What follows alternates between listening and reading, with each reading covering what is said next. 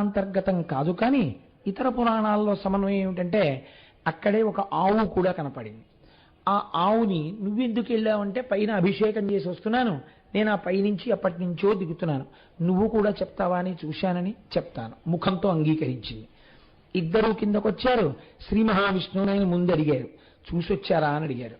అబ్బాయి నాకు కనపడలేదు, ఎంత దూరం వెళ్ళినా కనుగొనలేకపోయాను, పైకి వచ్చేసాను అన్నారు. నేను చూసొచ్చాను, ఇదిగో సాక్ష్యాలు, ఈ కేతకీ పుష్పం, ఈ ఆవు. కేతకీ పుష్పం ఆయన చూసొచ్చారని చెప్పింది. ఆవు ముఖంతో అంగీకరించి పృష్ఠభాగమును కదిపి చూడలేదు అని చెప్పింది.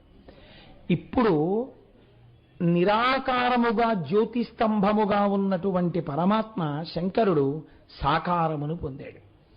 సాకారమును పొంది బ్రహ్మదర్శనమైనదని అబద్ధమాడావు బ్రహ్మ. కాబట్టి నీకు నేను కొన్ని